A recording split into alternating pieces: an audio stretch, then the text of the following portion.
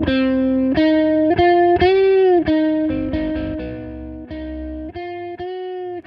Cohen-Sanchez is a Bernie Sanders veteran who wants to stop Donald Trump. Okay, too late, but what do? Maybe you look at Donald Trump acolytes like the young male influencers who draw big crowds on college campuses, and you counter-program that. That's the idea anyway. She has a PAC called National Ground Game, and they had an idea to do this with Charlie Kirk and others, and so they did, and it was successful. And then stuff happened in the way, and we're going to talk about it all, and we're going to talk about what the efforts that she's organized, Unfuck America, what they're doing. Hello, Z. Can I call you Z? Please, yes. Thanks for having me. So I condensed it, but is everything I said correct so far? Yes, 100%. Okay, so what was well, first of all, a little bit about the PAC. It's a new PAC because it was founded after some success you had with running campaigns that didn't win but got kind of close to winning in pretty red Florida districts. Yeah, exactly. Yeah. So we started the PAC in February, and we started the Florida special elections. Everybody told us don't invest in those areas, doesn't make sense. But lucky for us, with honestly, I wouldn't say very little effort, but little effort comparatively to what we should be doing. We were able to register 1,000 voters and flip Escambia County blue for the first time in 30 plus years. And we pushed both of those districts 15 points to the left and 16 points to the left, respectively. So, they didn't win, but right. A pretty good run, I'd say. Right. So Randy Fine is still in office, and Escambia County is not all of Florida's 6th. But the point is, given the atmosphere, maybe given the skill of Zee Cohen-Sanchez, there's movement to be made. And let us look at who gets a lot of Republican votes, disturbingly so, because it usually isn't the case. It's young men. Charlie Kirk goes on campus, gives these tours, these rallies, thousands of young men respond to what he's doing. So the idea is what? So that was really the idea, was that when we've known that Charlie Kirk's been doing this for a long time. So Charlie started this, escapade, the Turning Point USA, in around 2009, 2010. But the college campus tours, as far back as we can tell, is probably around like 2013, 2015. So it's been going on for about a decade. And, he's really ramped up over the years to the point where in 2024, he visited over 300 college campuses. So he was at a new college campus almost every day in an on-year election. And the Democratic Party was not there. We don't have our own college campus tour. And Charlie, by the way, college Democrats aren't anything. I even with all of this, I thought Democrats were still more potent on college campuses than Republicans were. No, we don't have a college campus tour, and Charlie's actually not the only one even doing it. Like Myron Gaines has got his own college campus tour. There are, Ben Shapiro has visited college campuses, but we don't have any kind of structured college campus tour. We never have. Okay. So you said, let's not just program a college campus tour, let's counter program. You're an organizer. Charlie Kirk does that, but he's really an influencer. You need an influencer or two to go up against Charlie Kirk. Who do you get? Who do you recruit? So we got Dean Withers and Parker Get a Job, Parker Get a Job. Yeah, which I guess he's gotten a job now. So I don't know. He's got a job of 1.3 million TikTok followers, and Dean Withers has twice that. So these are people I hadn't heard of, but I'm not a 22-year-old dude who looks for Debate Me Bros on the Jubilee app. So they're big deals, right? Yeah. Yeah, so they're big deals, and so what do you do with them? Go ahead. Yeah, so we basically reached out to them, and we figured that we needed somebody, because the good thing about Charlie Kirk is, yes, he's an influencer, but he's also in his mid-30s. He's also a dad. He's also not very good looking. He's also not very charming, right? Like, he's not a gym bro. He's not like any of those things. So who could we get? He's tall. He's not unhandsome, but he's not 24 years old. Like, if you see Dean Withers, if people go on TikTok, his shot, his icon is him doing the tricep flex. Now, I think he's let some of his lat pull down game go since then, but this is the point. He's like somewhat Jim Broy. Exactly. Yeah. And that's really what we were looking for. We were looking for somebody that was much cooler than Charlie Kirk that could be a good messenger for the Democratic Party. And so that's where we didn't have a lot of choices, if I'm being honest with you. I mean, there's not, if you go on TikTok, you go on these, apps, there's really not a lot of people on the left that are doing this in a way that's quote unquote cool, right? Like the right wing are doing. Or that a 20-year-old guy who goes to college would think is cool. Someone who could be scraped off the Charlie Kirk train, maybe. Yeah. Yeah, exactly. Because what I think is cool, like I'm in my mid-30s, I'm a woman, right? Like, so what I think is cool is not going to be what the Democratic Party exists for you. They program for you. It's almost as if your insight, you might be a good organizer and fundraiser and a veteran of politics, but you have to not trust your instinct. If you say to yourself, ooh, this is really speaking to me, you then have to say, wait a second, it's not me who we need to speak to. Exactly. Yeah. And that was the biggest challenge, because the people that I think are cool, like, Ezra Klein and people like that, are not going to be who, a young 20-something thinks is cool. So that's, picked them based off of that. And the response was really good. We went mega viral, which was the point. That's really what we wanted to do. We wanted to go mega viral so that we could raise the money, so that we could start up a voter registration program, which we were able to do. But then we got to keep the tour going, and that's so you had, with these guys, with Parker, Get a Job, and with Dean, they go to one event, right? One in-person event in Texas. Yeah, Texas A&M. And how's that going, College Station? Yeah, so listen, we didn't even realize this, but Texas A&M is massive. I mean, they're the biggest school in the country, 75,000 registered students. And when we got there, it was just, it's such a beast, right? And Charlie's got this huge crowd, and we were actually able to draw a crowd that was very comparable to Charlie's over the course of the day. And so that was also really big for us, was that we were worried about the fact that we're in, red Texas at a red school.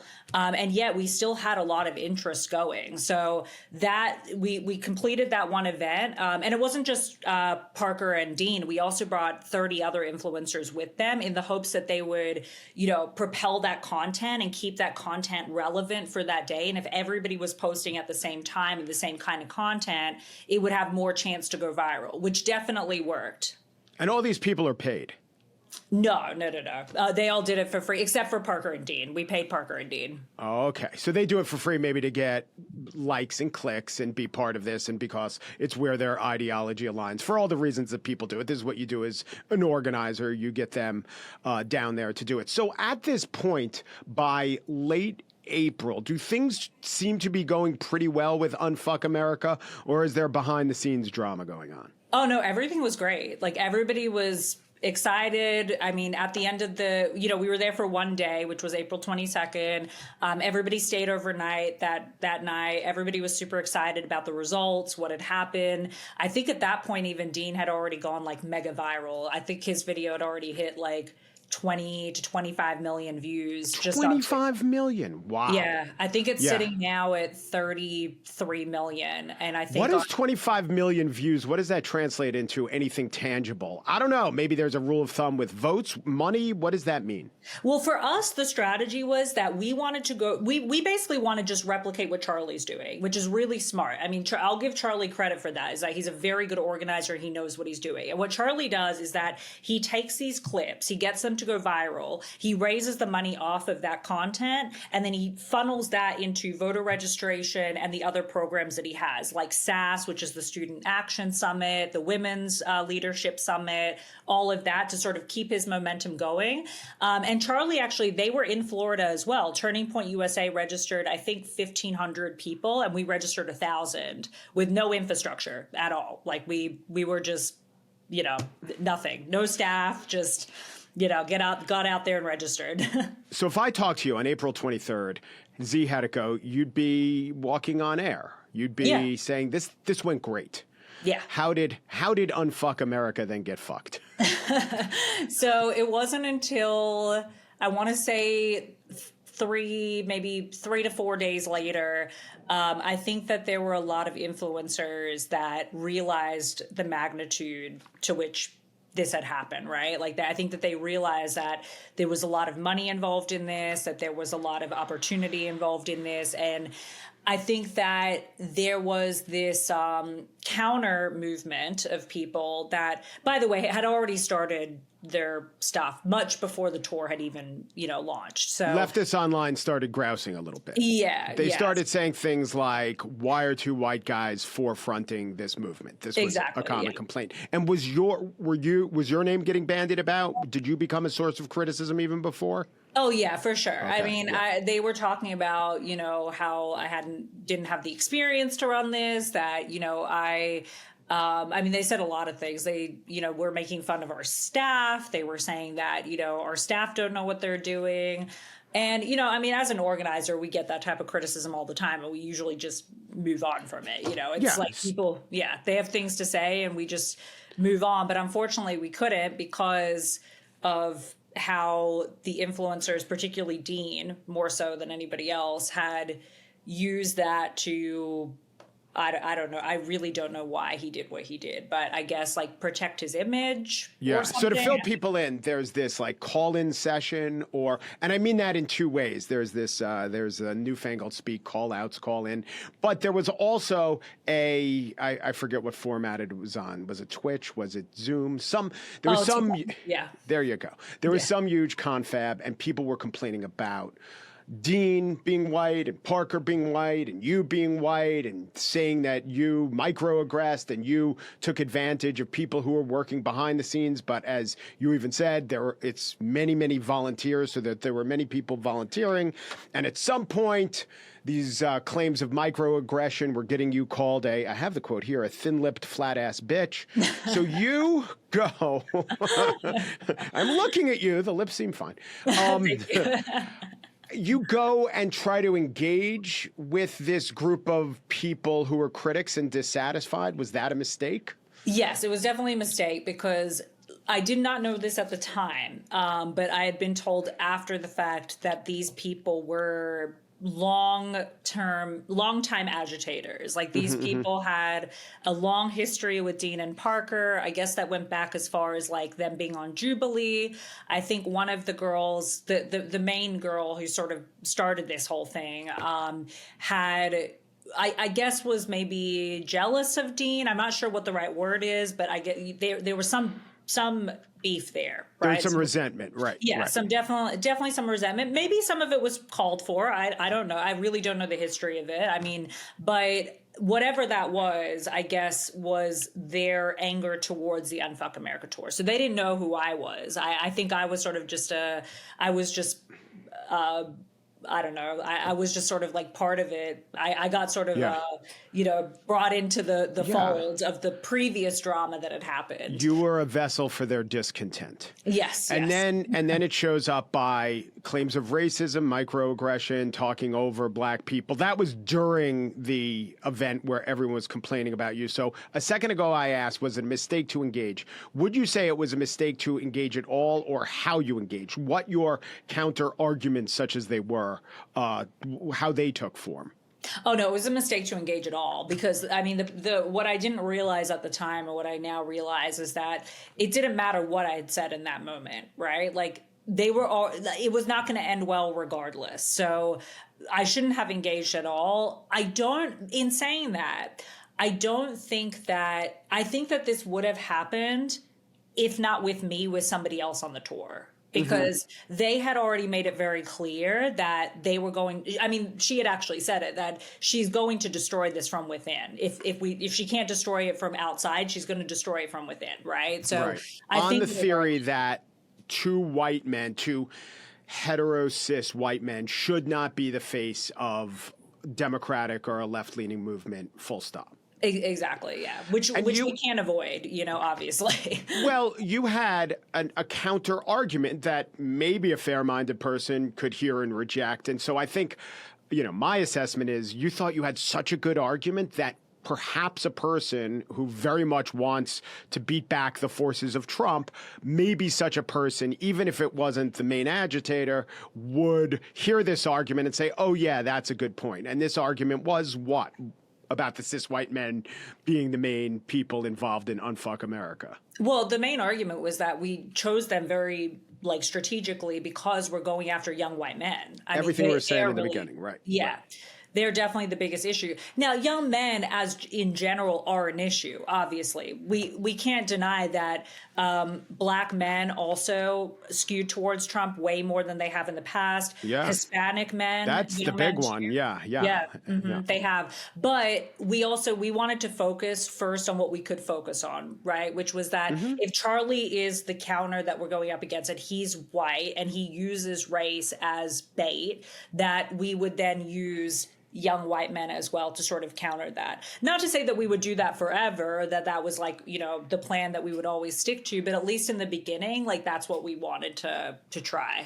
Okay, that seems to me like a good argument. Then again, I'm a cis white man. Probably also the argument was never going to land with someone who didn't want to hear the argument. We don't even have to get into the motivations of the main critic. But a minute ago in this conversation, you put your finger on, you don't know why, not Parker, why Dean engaged. That seems to be, in your assessment, and I agree, where it all went wrong, that he gave credence to the complaint, he elevated the complaint, and essentially that complaint became his complaint. But I don't want to put words in your mouth. Is that what happened? That's exactly what happened. Because I truly believe from the bottom of my heart that if we had all not engaged and we just all kept going, that this would not even be anything, that it would just be complainers online that we get with every movement everywhere. I mean, look what happened to Bernie Sanders, right? Very, very similar situation. This is what I was going to say.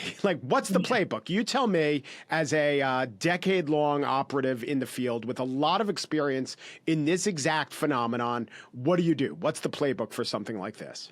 The playbook is really to ignore it, because if you don't ignore it, then you continue to feed into it and you give it credence, then you never get anywhere. You can never build any movement, and that's a big part. What I respected about Bernie's campaign was that they listened to the complaints and then they moved on, and everybody sort of agreed that we have a bigger fight to fight, which is winning this primary, which is winning this election, which is beating Republicans.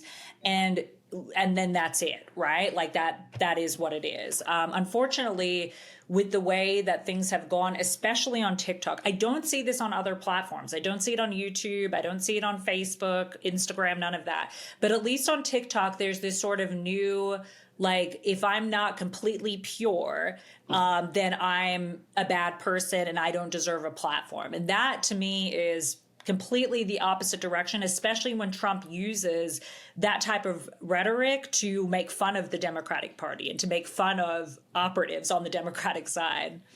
Yeah, so I found some YouTube videos where the exact complaints were being made against you that were talking about someone named Park Rose Permaculture, or at least that was the name of the video, and she has 300,000 subscribers. But on TikTok, the equivalent person will have 3 million subscribers. Complaints get elevated. But the question is, you can't just say, it's only a TikTok phenomenon. The phenomenon of TikTok is the very battleground that you're engaging in, right? It is. Charlie Kirk's a TikTok phenomenon.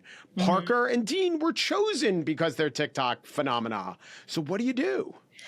That's the struggle. And I think what we have to do is, well, one, we have to keep going. That's very important. And two, I think that we also have to change the culture a little bit, because we're not going to win elections like this. I mean, that is my biggest fear with all of this. Isn't me personally. I don't care who calls me whatever they want to call me, right?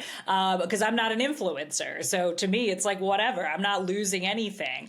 But what I do care about is how Charlie uses this to get votes, right? Yes, And yes. Young men, right? They don't want to be called a racist. They don't want to be called a sexist. They'd rather stick with somebody like Charlie Kirk, who they think is safe, than to come to our side and risk that.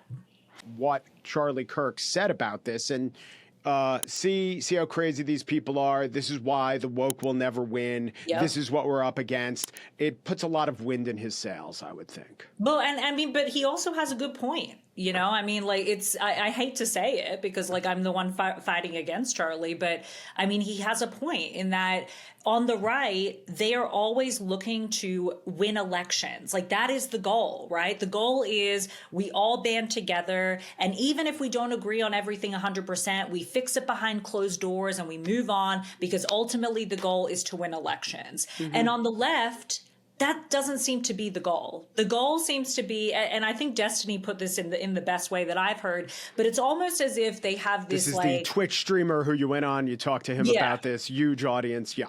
Yeah. And, you know, he said basically that the left, their goal is to be part of this like social club, right? Like this, like, but that doesn't really like exist, but, and doesn't build any type of political power and is not there to build electoral power. And so unless we can shift our mindset to become more like the right, and not obviously not in an ideological way, but in a way that they understand that winning elections should be the central issue and the central message always. And we're just not there.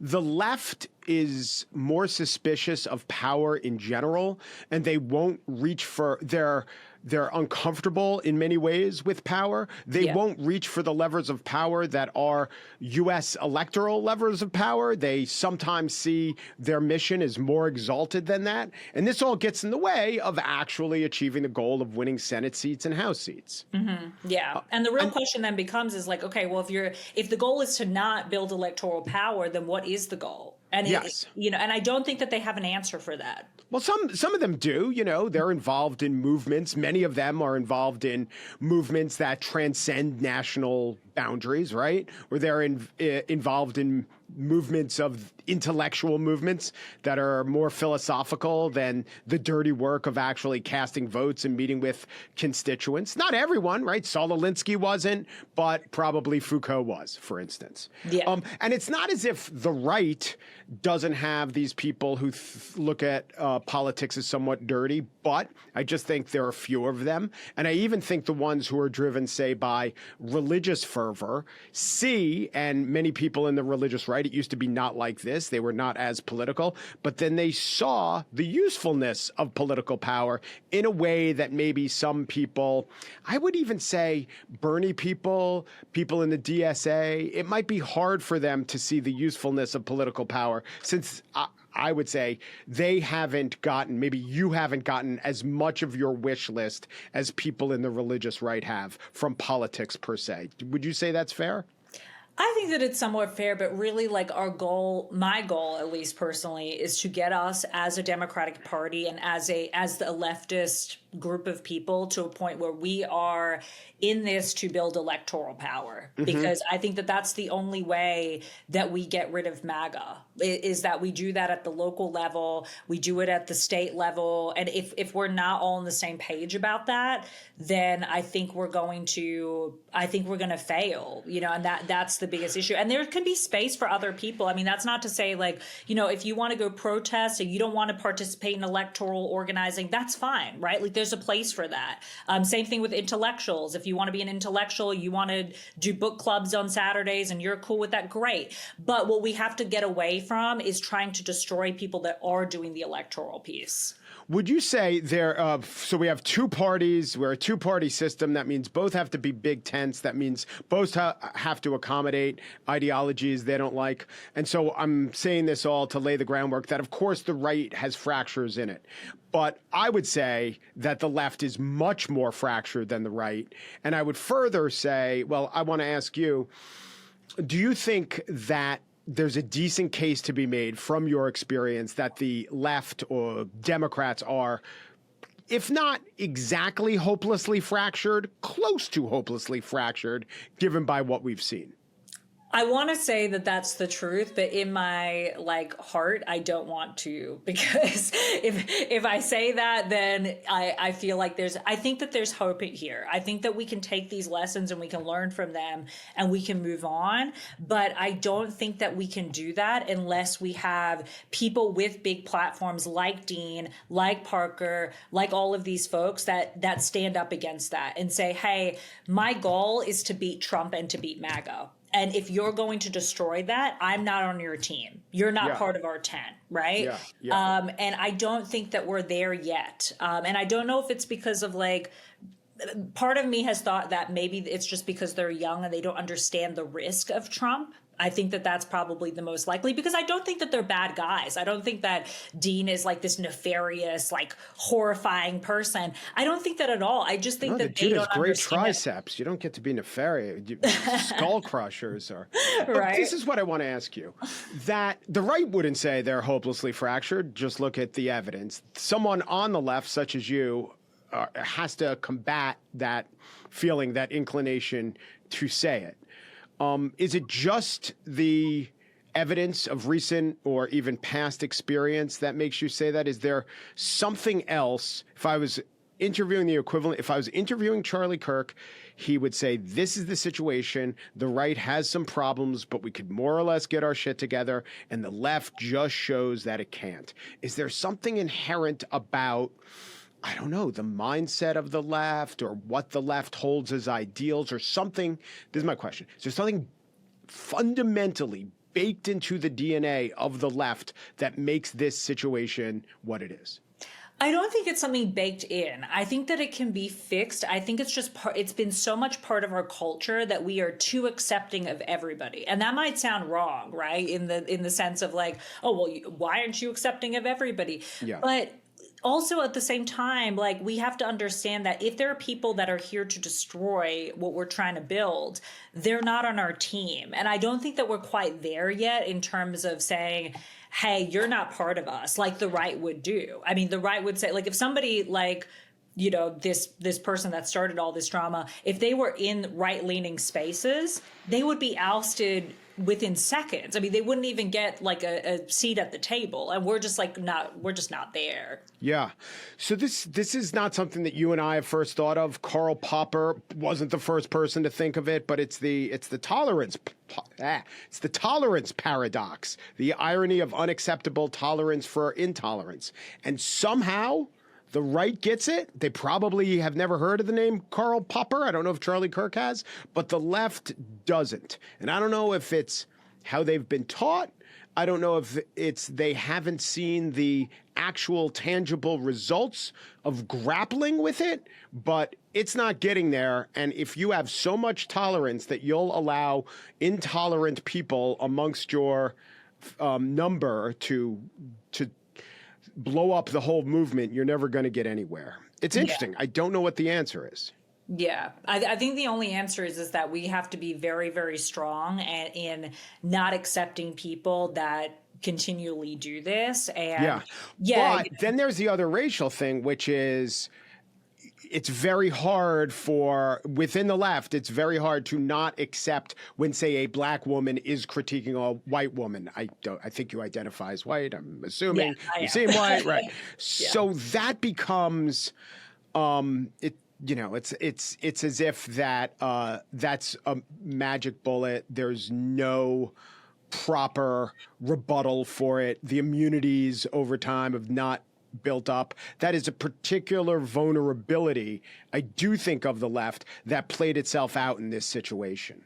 It definitely did. I think it's definitely part of it. But also keep in mind that there are definitely white people that are very destructive to these. Parkour's permaculture is a perfect example. I mean, this is a white woman from Portland, extremely privileged, right? And like wants to, again, this like idea of destroying movements, you know? And so because they're not pure enough, like, and this is sort of the central thing of like, it's never going to be pure enough for this group of people. So I definitely think that part of that is, you know, you're going to have black women that you're going to have to sort of say, hey, if you're a part of this like destroyer of movements, then you cannot be part of it. But I really truly don't believe that is even the majority of black women. In fact, I would venture to say it's actually a lot of people that look like Park Rose permaculture that are white women privileged from places like Portland, Oregon. But within that space, the only way to have even a scintilla of hope to rebut the argument of some of your main critics was for someone who doesn't look like you to do it. And, you know, that's hard. That's onerous. That's what I can't even say my own points of view. I have to filter it through someone who agrees with me or get allies to stand up. Yeah, it stymies a movement. I also want to ask you this. So you said you don't blame Dean. He's a young guy who obviously is doing well in the influencer space, but you do think he made not just an ethical mistake, but I sense that you think he made a tactical mistake by agreeing with the critics rather than rebutting or ignoring the critics. Am I right about that? Absolutely, yeah. And I think that this is a decision that he regrets, if I'm being honest. I mean, I've seen evidence that he regrets this decision. And unfortunately, I think now he's going to be sort of put into this category where people aren't going to want to work with him electorally, which is a shame, because I think like when you have people that have these kinds of platforms that build these platforms off of debate against Trump, and you can't use it to then build electoral power, then my question sort of becomes like, why are you doing it at all? Are you just doing this for entertainment purposes? If you are, fine. But I mean, I have a lot more respect for people that are doing this for electoral purposes, like people like Destiny, and other, David Pakman and people like that. The one thing that confuses me is I thought a lot of this action and the playbook seems all pre-vibe shift, if you know what that means, and it's inexact. But it seems like 4 years ago there was advice, try to grovel and apologize, and maybe you'll find yourself in good stead with movements that, might well tear your throat out. And within the last year and a half, I thought it became more conventional wisdom and correct conventional wisdom that you're not going to apologize your way to success. So Dean is a younger person than I am and more attuned to what the vibe is. How come he didn't get that? I think this whole I have a lot of opinions about this. Like, I call it the apology tour, the Unfuck apology tour, because I think that's really what it is. And the funny thing is that those agitators did not accept the apology. Shocking, I know. They never do. They never do. And yet they are still able to move on with their entire reputation intact. And I think a part of that, there's definitely I think definitely a sexism element to it, if I'm being honest. Like, I saw the women of the tour come out a lot more harmed than people like Parker and Dean did, with, obviously with smaller audiences and all of that. But yeah, I don't think that this is a decision that, yes, in the moment it might have felt like, okay, well, let me apologize. And if they don't accept it, then at least my audience does. And we can, somewhat move on from this and whatever.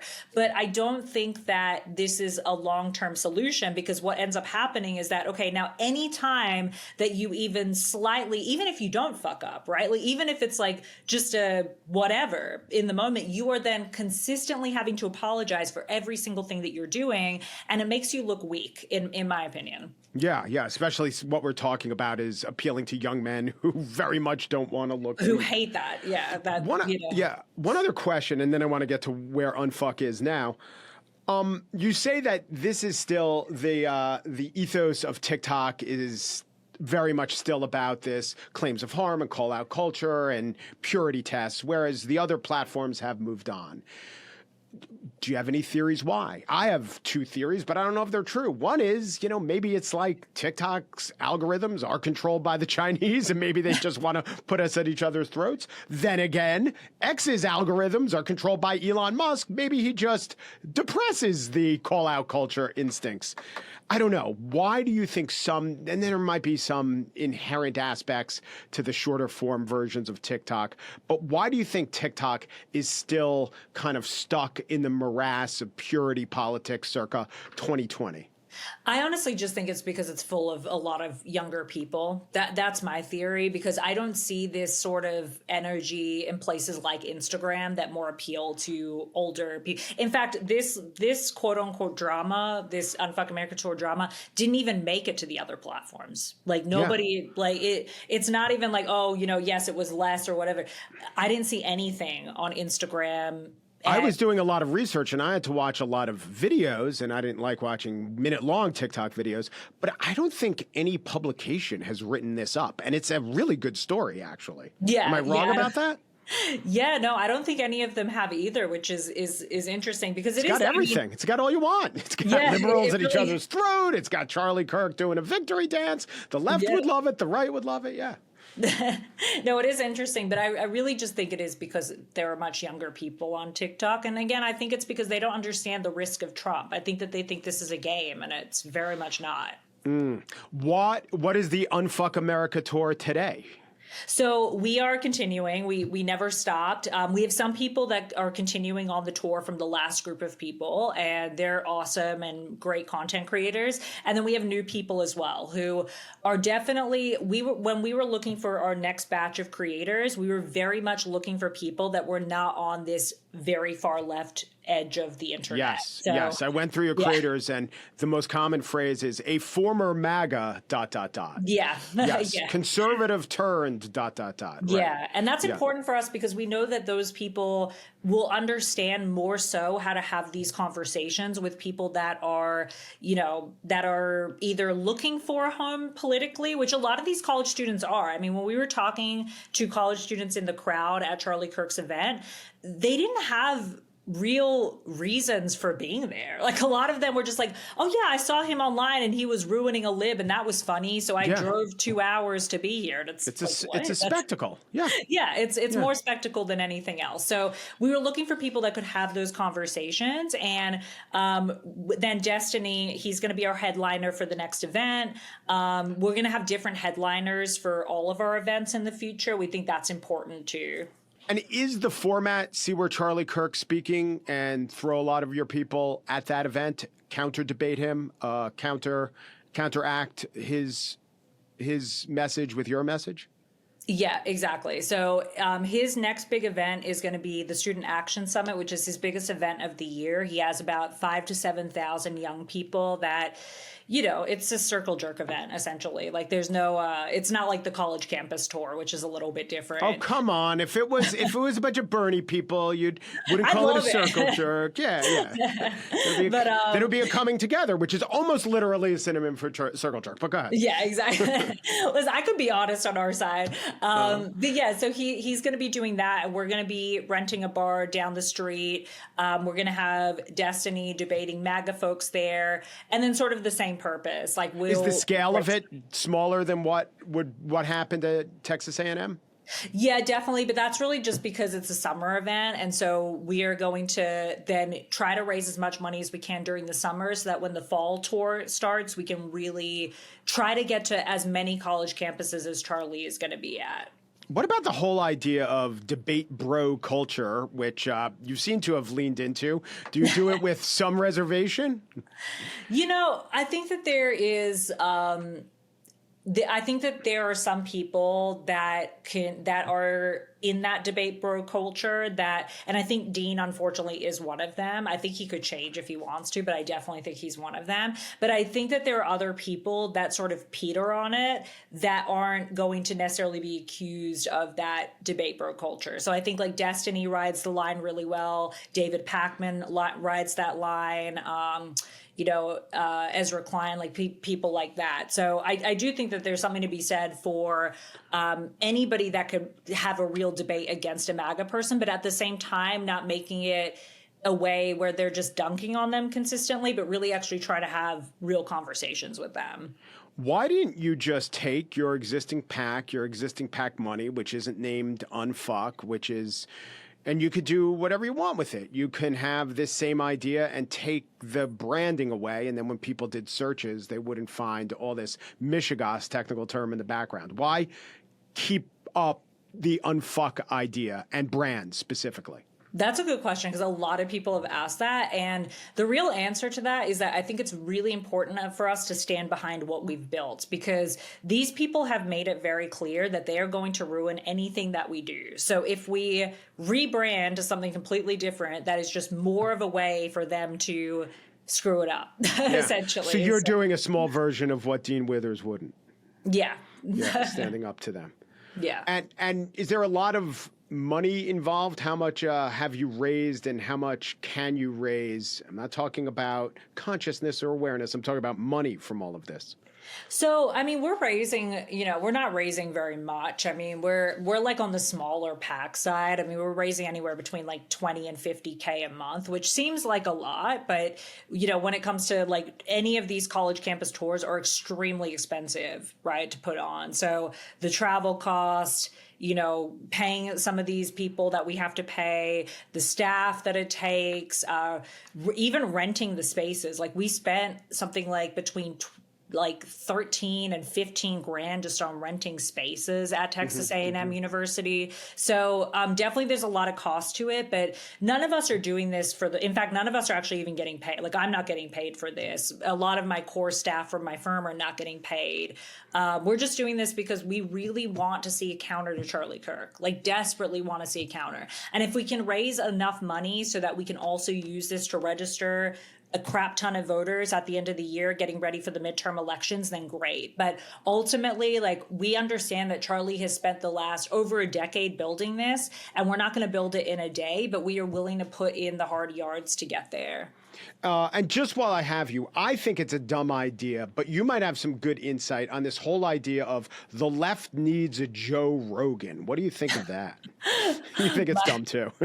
My dad said when he read that article about how they're putting $20 million into the net, he was like, well, why don't you just give $20 million to Joe Rogan and he'll be the next left Joe Rogan? Yeah, except that's only like 40% of his yearly take, so you couldn't buy him for that. Yeah, it'd have to be sensory deprivation chambers and really good strain of weed. Yeah, you're right.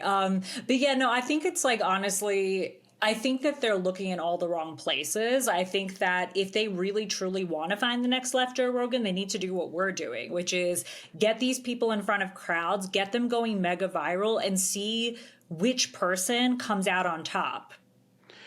I mean, that probably is the way to get what you want. Does a part of you die that is the career, that is the industry you've chosen? I mean, listen, I never wanted to be doing this, if I'm being honest with you. My firm makes fine money. I live a pretty low key life, rural Nevada. I mean, but to me, the whole idea, it would be one thing, and maybe just a function of my age, which is different from your age, but go out and engage in ideas and have the best idea win. It seems several iterations to go do a lot of debating and see who goes mega viral. It's a little depressing. I think you can do it pretty easily. But the thing is, it's not just about like seeing who sort of floats to the top. It's also about investing in those people, really investing in them, not just like talking about money. I'm talking about how do we elevate somebody like that? And I don't think Dean is the right person. I think that I think there's somebody out there right now who we're going to find. But once we do find them, putting them into situations and into viral moments that will really sort of get them to the level that Charlie Kirk is. Because the good thing about Charlie Kirk is that when he started all of this, they didn't have big social media yet. Like there wasn't even TikTok, right? Instagram had like just started. I mean, there wasn't like Instagram stars or anything like that. So Charlie, he built this from the electoral ground up. And then because of that, he became TikTok famous and social media famous. But that was definitely after he'd done a lot of this groundwork. So I think that we really just got to replicate the same thing that he's done. Do you think he's good at debating or was just an early mover? Oh, was just an early. Charlie is not a good debate. He's very good at getting away from questions. That he's excellent at. I've never seen somebody that is able to skirt around a question like Charlie Kirk can. I'll give him that. I thought he was a bit of a dim bulb for all of my life. When I went to the RNC, he had a show outside, and his little stage his pretty big stage was rigged up with fireworks. And I always thought that you could make a verbal point rhetorically and not need the fireworks, or you could have the fireworks. But then I heard him on the Gavin Newsom podcast, and this just might be a function of Gavin Newsom being really turning over and showing his belly during that one. But I thought he did a lot better than in any other forum I had seen him in. Yeah, I think that interview with Gavin Newsom, I think, was really interesting because I think Charlie really gave a lot of what his strategy was. And, Did you take notes? Did you use anything from that? Oh, yeah. Or did you know it already? I mean, I kind of knew a lot of it already, but he definitely, he said some things where I was like, oh, that was interesting. Give me one that you're using. I'm trying to think, because it's been a while since I've seen it, but damn, I can't remember now, but he said a couple things during that interview where I was like, okay, well, and the thing is that Charlie is very open with his strategy, which is great. You know, I mean, there aren't a lot of people like that. Ben Shapiro is not like that at all. A lot of them are very secretive about what they're doing. But I think because Charlie is such a front-facing figure, it's very difficult for him to like hide the strategy behind what he's doing. So I don't know why the Democrats don't replicate it, because I don't think we should reinvent the wheel. Zee Cohen-Sanchez has a PAC called National Ground Game. She is an organizer of the Unfuck America tour. Her consultancy is Soul Strategies. Thanks so much. Good luck unfucking. Thank you. Good luck with the unfucking. May the unfucking begin.